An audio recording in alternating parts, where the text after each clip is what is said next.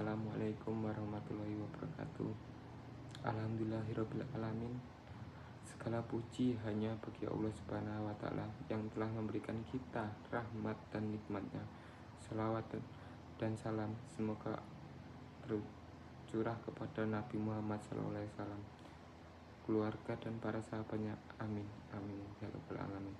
Oke, pertama-tama perkenalkan, nama saya Ahmad Solihin dengan NPM 247630002, Prodi TKRJJ kelas A. Teman-teman yang dirahmati Allah Subhanahu wa taala, hari ini saya ingin mengajak kalian semua untuk berpikir, tapi bukan soal pelajaran sekolah, bukan soal nilai UTS, tapi soal kehidupan diri sendiri. Pernah nggak kamu nanya ke diri sendiri, sebenarnya aku ini hidup buat apa sih? Lahir, sekolah, lulus, kerja, menikah, punya anak, pensiun, lalu meninggal. Apakah hidup cuma tentang rutinitas itu? Kalau iya, apa bedanya kita sama robot sih? Oke, lanjut aja, langsung kita jawab pertanyaan yang pertama. Dari mana kita berasal? Mungkin kita pernah diajari soal teori evolusi, bahwa manusia berasal dari kera, berevolusi jutaan tahun. Tapi sebagai seorang muslim, kita percaya gak kita diciptakan langsung oleh Allah Subhanahu wa taala? Dulu Allah menciptakan Nabi Adam dari tanah. Dari dialah seluruh manusia berasal. Lalu bagaimana proses penciptaannya manusia selanjutnya? Dalam surat Al-Mu'minun ayat 12-14, Allah menjelaskan tahapan-tahapan menciptakan manusia, dari saripati tanah, terus lalu menjadi air mani, berubah jadi segumpal darah, lalu segumpal daging, kemudian Allah bentuk tulang-tulang, dan Allah bungkus tulang itu dengan dagingnya. Dan akhirnya Allah tiupkan ruh. Ruh ini yang membuat kita hidup. Dan ruh itu juga berasal dari Allah. Bahkan sebelum kita lahir ke dunia, Allah sudah bertanya kepada seluruh manusia, bukankah aku Tuhanmu? Surat Al-A'raf ayat 172. Kita semua menjawab, betul, engkau Tuhan kami. Jadi sejak awal, sejak sebelum kita lahir, kita sudah mengenali Allah. Terus paham? Oke, kita lanjut yang kedua. Gimana sih cara kita menjalani hidup yang benar? Gimana coba? Hidup itu bukan cuma tentang ikuti kata hati atau jalani aja alurnya. Karena kalau enggak tahu arah, kita bisa tersesat. Islam memberikan petunjuk yang lengkap,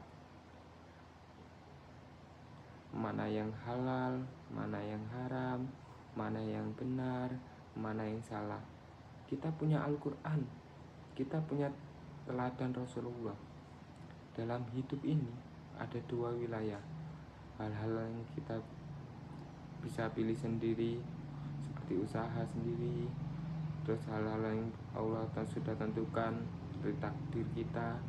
Misalnya kita bisa usaha belajar supaya lulus, tapi hasilnya itu Allah yang tentukan. Kita belajar kerja, cari rezeki, tapi seberapa banyak rezeki yang kita dapat itu Allah yang tentukan. Maka dari itu, hidup yang ideal itu usaha maksimal plus tawakal total. Bukan cuman rebahan lalu bilang semuanya sudah takdir, dan juga bukan merasa aku bisa semuanya tanpa Allah. Islam juga mengajarkan seperti kejujuran, adil, sholat tepat waktu, berbuat baik kepada orang tua, menjaga lisan. Itu semua bukan beban, tapi cara Allah menjaga kita biar hidup kita tetap dalam jalur yang benar. Oke, kita lanjut yang ketiga. Nah, ini yang terakhir. pertanyaan terakhir dan paling penting. Untuk apa kita hidup? Untuk apa sih kita itu tuh cari apa sih?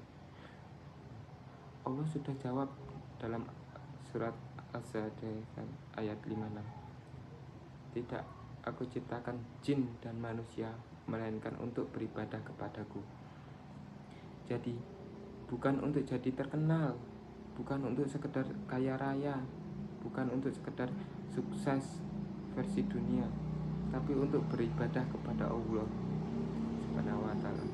Ibadah itu bukan cuma sholat dan puasa, tetapi seluruh hidup bisa jadi ibadah kalau kita niat kita benar.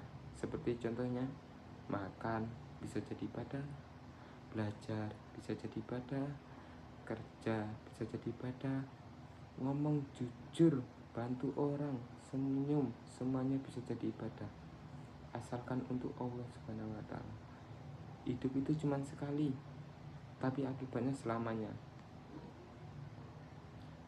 Surga itu nyata, neraka juga itu nyata. Maka jangan sia-siakan waktu hidup kita untuk berbuat baik dan jalani perintah Allah. Untuk penutupan pada ini, jadi untuk penutupnya teman-teman, kita ini berasal dari Allah. Kita harus menjaga hidup sesuai petunjuk Allah, dan tujuan hidup kita adalah kembali kepada Allah. Kalau kita paham ini, insya Allah hidup jadi lebih terang. Kita nggak mudah stres, kita tahu arah, kita tahu tujuan. Pepatah Jawa mengatakan, ridane ngati ora bisa bedah kuntane pati. Kehendak manusia tidak bisa merubah garis tangan Tuhan. Tuhan sangat pandai untuk memutarkan roda kehidupan.